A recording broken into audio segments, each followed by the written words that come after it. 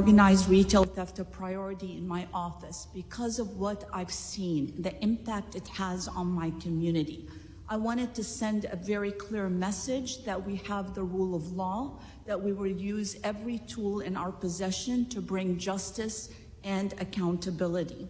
Because of that, I formed a specialized team that has gone after this issue, organizing along with our state and local police officers in order to identify the perpetrators. There are three key challenges.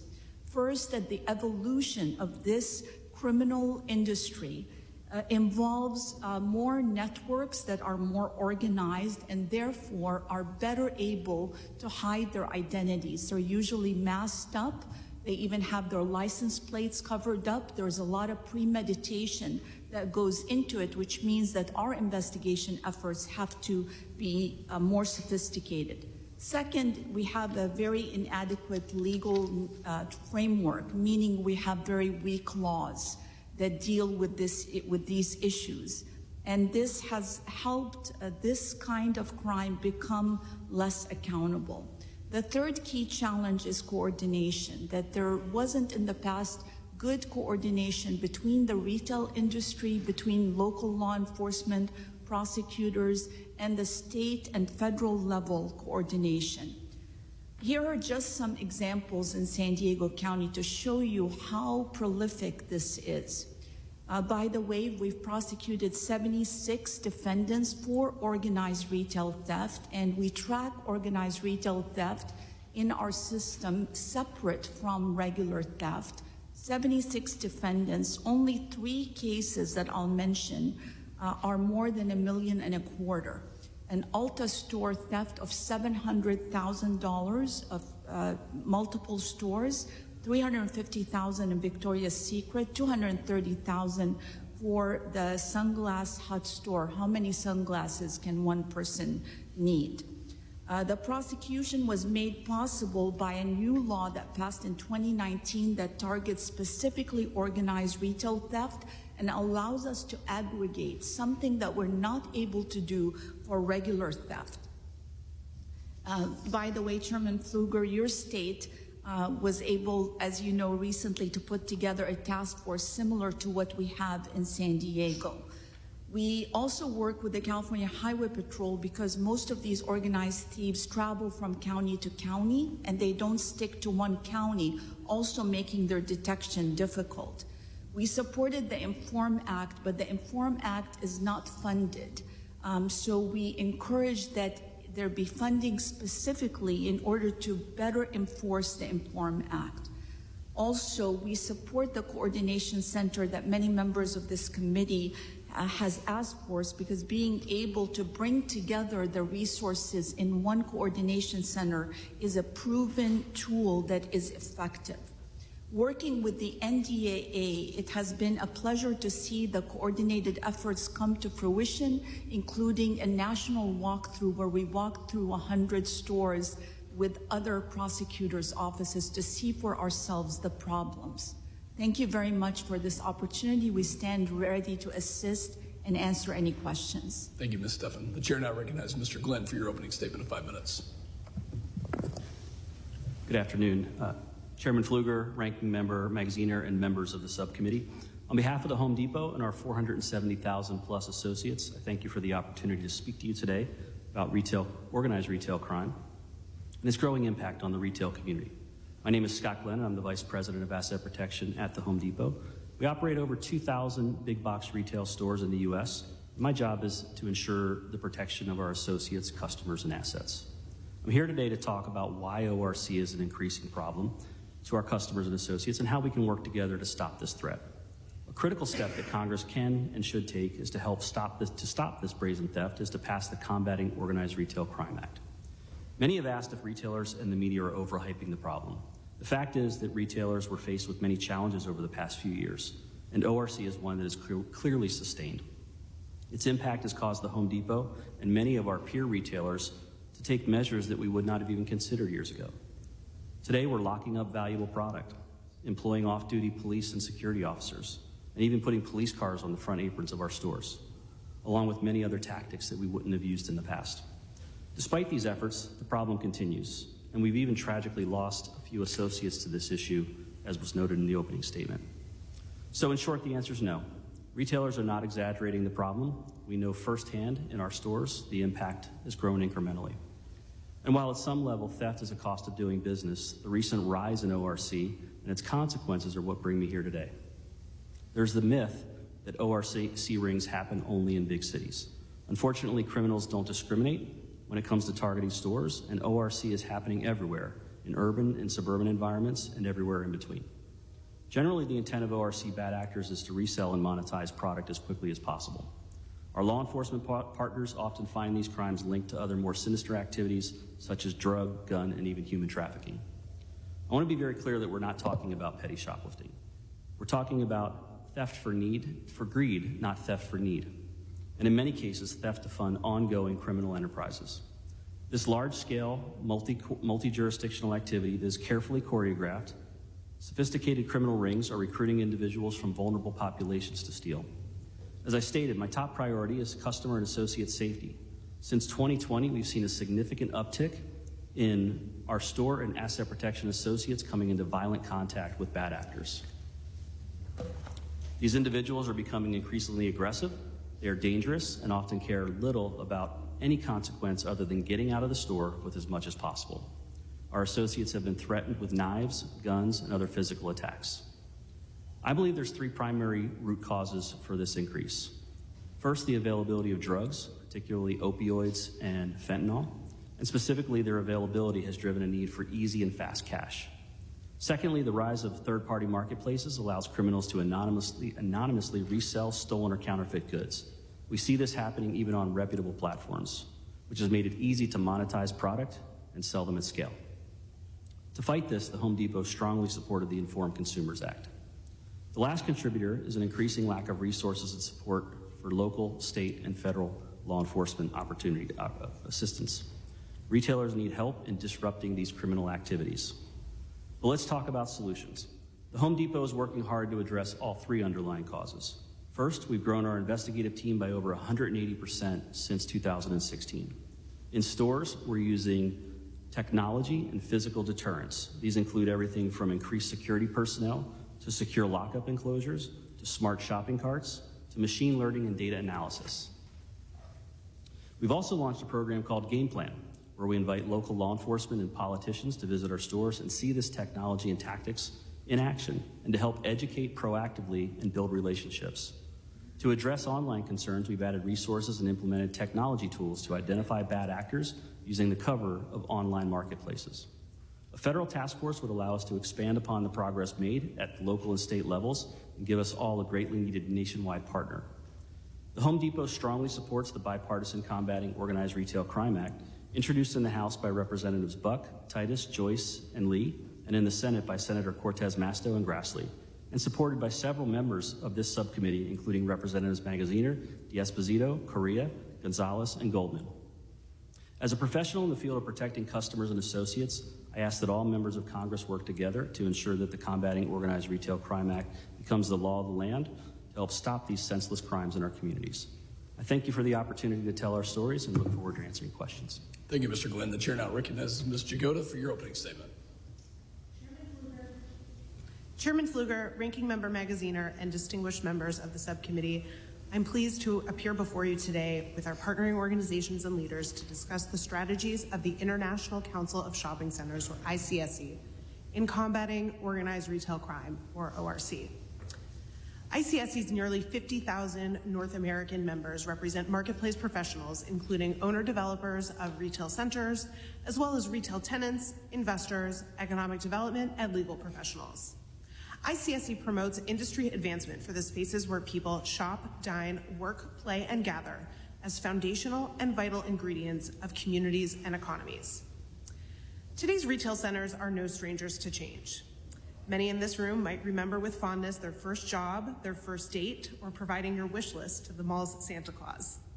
Where you once might have found department stores or food court dining, you might now discover fitness centers, breweries, animal shelters, or pickleball courts. But despite these changes, traditional retailers remain the overwhelming majority of shopping center tenants, and 70% of them are small businesses. Sadly, retail property owners are facing an unprecedented number of ORC incidents. ORC involves the illegal acquisition of retail merchandise in substantial quantities through both theft and fraud as part of an unlawful commercial enterprise. And as Ranking Member Magaziner noted, it's important to distinguish ORC from traditional shoplifting or a single individual breaking the law. Traditional shoplifting is part of a largely spontaneous and self-serving activity, typically executed by individuals who need merchandise for personal use they simply cannot afford. Though small-scale shoplifters should not avoid prosecution, ICSC recognizes that many of these individuals need to be treated separately from those who operate as part of a larger commercial enterprise focused on making a profit through the resale of stolen goods. ORC puts a more serious strain on business owners, particularly small businesses, in multiple ways, including shopper and employee safety, reputational risk, and financial stability. ORC syndicates focus on the theft and resale of high-value branded items that are in demand from shoppers, from designer handbags to name-brand laundry detergent. When these goods are resold using an online marketplace or other means of sale, most consumers are unaware that they're purchasing stolen goods.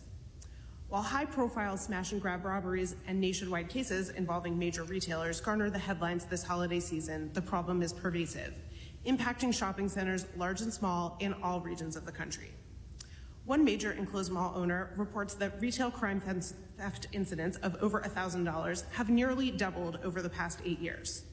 Violent crime, including aggravated assault, battery, and armed robberies, have nearly tripled at those retail centers. And this is just what property owners know. Many retail employees have simply stopped reporting incidents to local authorities, including on-site security, because they question whether police response will be timely or effective, or because they fear retaliation from thieves and their handlers. This pattern contributes to a lack of prosecution of ORC cases and leads to difficulties in allocating public and private resources to combat ORC. Here are some pragmatic steps that Congress and law enforcement can take to address ORC. First, building on the success of state and local ORC coordination centers, Congress can pass legislation to create a federal interagency ORC task force. And as my colleagues noted, there's broad bipartisan support for CORCA, including many members of this committee. CORCA can make a meaningful impact on ORC by activating this federal coordination center while also ensuring criminal penalties address the reality of how ORC enterprises operate. Second, the federal appropriations process can also provide federal law enforcement agencies the resources and a mandate to investigate and prosecute ORC rings more effectively. Appropriators funded a similar and successful HSI initiative to combat IP theft with the creation of the National Intellectual Property Rights Coordination Center. And we understand CORCA authors sought to replicate that success and use it as a model for the federal ORC Coordination Center. This coordination center is a natural next step to build on the effectiveness of HSI's Operating Boiling Point 2.0 and the accomplishments of the state and local ORC task forces. Despite the rise in e-commerce in recent years, brick and mortar stores remain the main sales channel for most goods and services purchased in the United States. However, the rise in ORC has contributed to the reasons why some retailers have chosen to close store locations. And those store closures should not be taken lightly. They result in the significant loss of jobs, diminished state and local sales tax, loss of property tax collected, and food and prescription drug deserts. On behalf of ICSC, I thank the subcommittee and my fellow witnesses for their interest and attention to this issue. Thank you. The chair will now recognize members in order of seniority for their questions. I, at this time, recognize myself for questions. Ms. Stephan, thank you for your testimony. Do weak penalties embolden organized retail crime and organized retail criminals? Based on my experience and the experience of my team, we believe it does. One of the facts that we rely on is we didn't even see organized retail crime or these smash and grabs, these brazen type thefts of hundreds of thousands of dollars until California passed a law that elevated the level for a felony crime to $950, and it also And if I may, can I ask, has that had an impact on what happened in Los Angeles, the $300,000 of ransacking that happened at a Nordstrom's, the thousands of dollars that happened at a Nike store in Los Angeles? We are the second largest county in California, so I assume that our experience and fifth largest county in the United States, would have some bearing on other counties. I mean, that law, the California law, is across every county in California, and the key problem is it didn't allow for first time or second time. There's no aggregation, and you can steal every day of the week just under $950, and it's the same So criminals penalty. are coming back every day of the week and they're stealing. And it's still a misdemeanor. And they're not being prosecuted. Well, they're being prosecuted in San Diego because Okay. we believe, but it doesn't mean that it can be a deterrent because it's always going to be a misdemeanor. They're not going to remain in custody. You know what's interesting, sorry to cut you off, but our previous witnesses on the government panel wouldn't talk about the thresholds. They wouldn't talk about deterrence. But what I'm hearing from y'all's testimony is that deterrence matters. I'll go to Mr. Johnston at this time. Are your member companies scared? Are their employees scared? And does that have an effect on the consumers being scared to go into retail stores because of this? Yes. Thank you for your question, Mr. Chairman. Yes, this is not a victimless crime. Employees, consumers, communities, we are all victims of organized retail crime. Our retailers have reported, as I alluded in my oral testimony, many of them have seen increases of 100% or more over last year, which many have also. Those were all-time highs to begin with last year. Injuries, deaths, so employees are fearful. No employee should wish to go to work in fear for their job. No employee should have to quit or leave a job for fear. Well, I agree with that. Just today, here in Northwest DC, it was reported on Wisconsin Avenue that 5 to 6 guys with guns ordered everyone in a Verizon store to the floor and robbed that store for the phones and the other technology that was in it. Mr. Glenn, I'm so sorry for the losses that Home Depot has had. That's just horrific. Are your employees at Home Depot scared for their lives when they go to work because of the rise in organized retail crime? Thank you for the question. I appreciate the chance to answer that. What I would say is that I think we've been at the forefront of trying to protect our associates and take the appropriate steps to make them feel as if they're entering a safe environment. We start at the parking lot, we bring it inward, we train our associates, we overtrain our associates on de-escalation, to be great witnesses, to not engage with bad actors. So while there is a broader, fear out there in the environment, I think that we've done a nice job of making our associates feel good. Mr. Johnston, I asked the previous witnesses if they see trends. Are there cities in the United States that have a higher level of organized retail crime? Ms. Stephan testified that in San Diego that they're prosecuting, but maybe not in Los Angeles County. Do you see trends across the United States, cities where it's higher levels of incidents? We do have an annual survey that goes out to our retail members that one of the questions is where do they often see the highest levels of organized retail crime, and we do provide a top 10 list. It is based on their responses. It's based on their experiences and their internal data. But that is not to say that, along with my fellow panelists in the previous panel, organized retail crime groups, they prey on wherever and however they can obtain their goods and their dollars. But if, as Ms. Stephan was saying, if you have a non-aggregated penalty day in and day out, $950, doesn't that add to a criminal's mindset that they're going to take advantage of that if they know they're going to only be prosecuted for a misdemeanor instead of a felony? I would agree with that. Our retailers do see that aggregation can play a large role in deterrence, where an individual act, an organized retail crime is not a singular act. It's conducted in multiple acts, multiple perpetrators in an organized effort. So aggregation can be of great support and assistance in this matter. Thank you. Ms. Stephan, last question.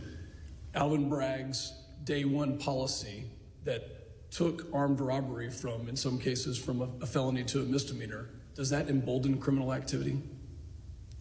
I believe that every prosecutor should follow the rule of the law, and the law says that robbery is a felony. Thank you.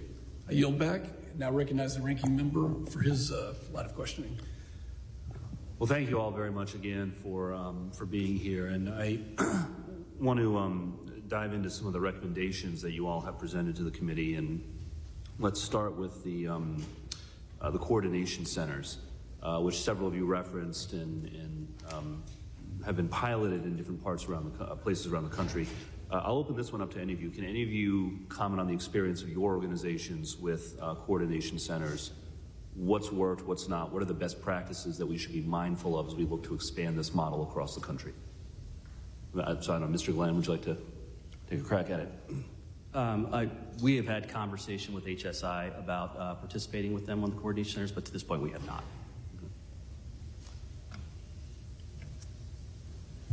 I believe in coordination centers based on our experience in San Diego County.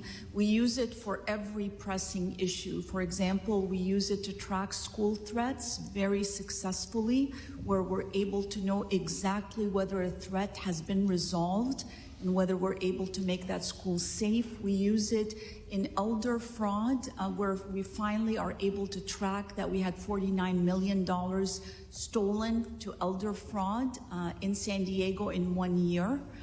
So we look forward to having that same type of effort in order to gather accurate data. The best way to come up with solutions is to really know the size of the monster that you're dealing with.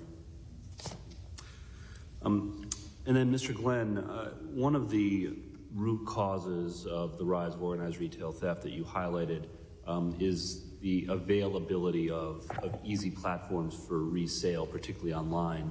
And again, I'll open this up to any of you. What should we as Congress be thinking about when it comes to the resale aspect of this? Should there be tougher requirements for these online platforms to know their customers, to know who is selling these goods, particularly, you know, large amounts of bulk goods that are highly likely to have been procured through retail theft? Yeah, thank you for the question. You know, in a perfect world, long before it's being resold, we would not actually experience the loss. I think the Informed Consumers Act was a great first step. But we also know that there's some opportunities with enforcement. We also know that there's some opportunities with education, and we need to continue to kind of round out the needs and the abilities of using the Inform Act to kind of help that e-fencing resale opportunity and actually put some teeth into it from a prosecution perspective. Does anyone else have a perspective on that? The Inform Act is a great tool, but it needs the people with expertise in order to make the cases. In the old days, we had the pawn shops, so we put together that you need to show ID and other things. So everything went online, and really this is why COVID shutdowns made more shoppers go online, so this became extremely profitable.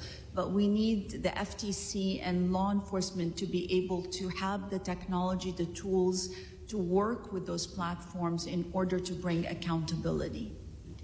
So I think we all agree that this is an issue that's worthy of our attention in Congress, and that we all want to work together to try to help you in combating organized retail theft. That's why I am proud to have signed on as a co-sponsor to Representative Titus and Representative Buck's Combating Organized Retail Theft Act, and I certainly encourage all of my colleagues to take a look at the bill and do the same. It deals with the aggregation issue and penalties in the U.S. Code, but also gives Homeland Security and DOJ some additional tools on the investigative and data sharing side that I think are very important as well.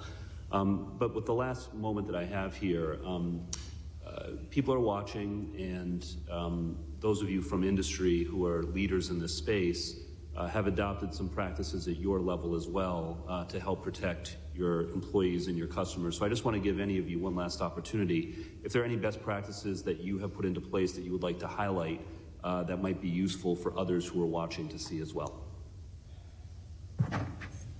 Thank you for the question. What I would tell you is that our process and our policy at the Home Depot is to make our associates understand the risk. First and foremost, it's an education process. 2, provide them with the tools for de-escalation, really making sure that they understand how to extricate themselves from these types of scenarios. And 3, to be great witnesses. Teaching people to be great witnesses to what's happening around them can help us then close these cases down, because we actually bring all this information in together into kind of a processing database for us, and we use that information to work with law enforcement. Thank you all. I'll yield back.